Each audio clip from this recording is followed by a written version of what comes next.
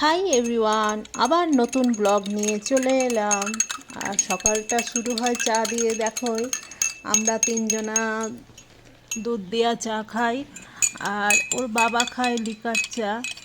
এই দুধ চাই মেরেছে, যতই গ্যাস অম্বল হোক তাও দুধ চাই খাবো আমি। আর দেখো সকালের টিফিন, ছেলেকে টিউশন দিতে গিয়ে একটু ওদের জন্য টিফিন আনে, এই পরোটা আর ঘুগনি। আমি খাইনি, আমি খাবো না, আমার গ্যাস হয়।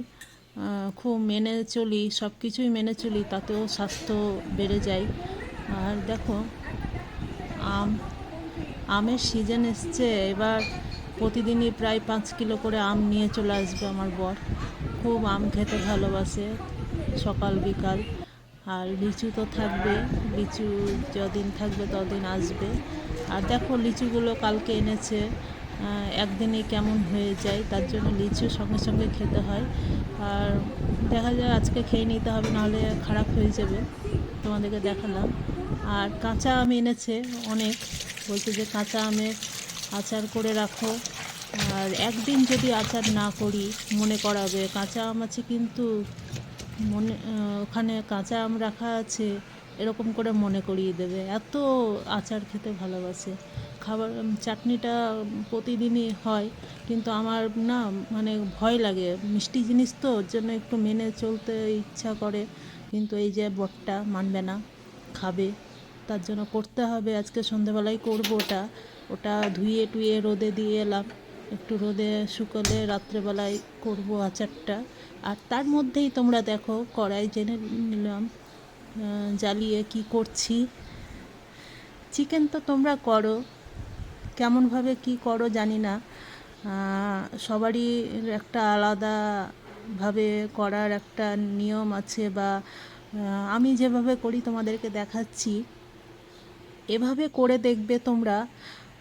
চিকেনের কালার চিকেন মনে হবে না, মনে হবে মটনের ঝোল খাচ্ছ, খাসির মাংস খাচ্ছ, এরকমই মনে হবে। এভাবে করে দেখতে পারো। আর আমি কিভাবে করি দেখো তোমরা একে একে। এই দেখো, প্রথমে কড়াইয়ে তেল নিলাম, তেলটা ভালো করে গরম করতে হবে। দিয়ে যেহেতু আমরা মাংসে আলু পছন্দ করি, একটু আলু দিয়ে আলু ভেজে নিলাম প্রথমে। একটু আলুতে হলুদ আর লবণ দিয়ে ভালো করে ভেজে নিলাম, লাল লাল করে।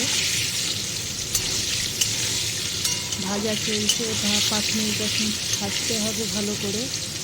আর যখন লাল লাল সোনালি কালার চলে আসবে তখনই আলুটা, এই দেখো আমি একটু ভালো করে ভাজি একটু।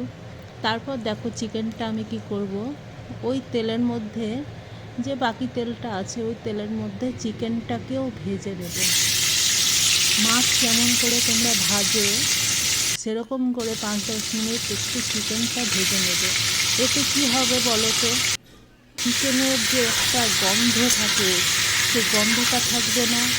প্লাস চিকেন অনেক সময় গলে ভেঙে যায়, সেটা ভাঙবে না। প্লাস মাংসের কালারটা দুর্দান্ত হবে, দুর্দান্ত। আর আমি যেভাবে করছি তোমরা সেভাবেই করে দেখো, আমাকে বলো কেমন হয়। আর এ দেখো আমি কিন্তু হলুদ দেবো না, যখন ভাজবো চিকেনটা তখন হলুদ দেবো না, একটু লবণ দিয়ে ভেজে নেব চিকেনটা ভালো করে। এ দেখো চিকেনটা ভালো করে ভাজা হয়ে গেছে আমার। আর দেখো আমি যে পরিমাণে তেল দিয়েছিলাম তার থেকে তেলটা থেকেই গেছে, তেল একটুকুও লাগেনি চিকেনে। তেল যতটা দেবে ততটাই থাকবে। আর সামান্য আর একটু দিলাম, যেহেতু অনেকটা আলু চিকেন দিয়ে অনেকটাই এতে। তারপর দিলাম একটু 5 ফোড়ন, জিরে ফোড়ন, শুকনো লঙ্কা, তেজপাতা দিয়ে আমি পেঁয়াজটাকে একটু সোনালি করে ভেজে নেব। খুব গাঢ় করে ভাজবো না, হালকা হালকা সোনালি করে ভেজে নেব। ভাজার পর আমি কী করলাম, এক মিক্সিতে মশলাটা জোগাড় করে নিলাম। একটু গুঁড়ো লঙ্কা, শুকনো লঙ্কা, আর এই দেখো একটু এগুলো লাস্ট ছিল, মানে গরম মশলা আনা হয়েছিল, তার মধ্যে যেগুলো কুচি কাঁচা ওইগুলো একটু দিচ্ছি। আর রসুন আদা এগুলো তো লাগেই, তোমরা জানো। আর দেখো টমেটো একটু দিয়েছি। ভালো করে কষাতে হবে। এখন আমি কি করলাম, হলুদ দিয়ে দিলাম। আর এই দেখো একটা মিট মশলা, এটা আমি দিলাম। হলুদ, লবণ আর মিট মশলা দিয়ে মশলাটাকে কষাবো। মশলাটা সামান্য কষিয়ে আমি ভেজে রাখা চিকেন আর আলু দিয়ে দেব। ভেজে রাখা চিকেন আলু দেওয়ার পর ওটাকেও ভালো করে কষাবো। তোমরা দেখবে কালারটা কেমন হচ্ছে, তোমরা দেখো চোখের সামনে। এটা কোনো ফিল্টার দেয়া নেই, অরিজিনাল কালার দেখতেই পাচ্ছ। আর এই ভেজে রাখা চিকেনগুলো আর আলুগুলো একসমেত দিয়ে দিলাম, কারণ আমি কোনো প্রেসার কুকারে রান্না করব না, এটা কড়াইয়েতেই হবে। কড়াই চিকেন করব আজকে। আমি এভাবেই করি, প্রেসার কুকারে আর করি না, মাঝে মধ্যে করি, মাঝে মধ্যে করি না। এটা কড়াই চিকেন। এটাতে তোমরা ধনেপাতা দিতে পারো। আজকে যেহেতু আমার ধনেপাতা নেই, আর ধনেপাতাও আনতে বলিনি, কারণ আমার বেশিরভাগ ধনেপাতা শুকিয়ে যায়, মনে থাকে না, বেশিরভাগ পাতা শুকিয়ে যায়, ফেলা যায়, ওর জন্য আমি ইচ্ছা করেই আর আনতে বললাম না। ধনেপাতা ছাড়াই খাবো। দেখো কালারটা কেমন এসেছে। তারপর কষা হয়ে গেলে, যেহেতু আমাদের চিকেন ভাজাই ছিল, তার জন্য বেশিক্ষণ কষার প্রয়োজন নেই। মশলাটা ভাজা ভাজা হলেই আমরা জল দিয়ে দেব। জল দিয়ে ঢাকা দেব। জল দিয়ে ঢাকা দিয়ে কিছুক্ষণ ফোটার পরে, 10-20 মিনিট ফোটার পরেই নামিয়ে দেব মাংসটা। তখন রেডি হয়ে যাবে। তোমরা দেখো কেমন কালার হয়েছে। তোমরা চাইলে একটু চিনি দিতে পারো, কিন্তু আমি চিনি ইউজ করিনি।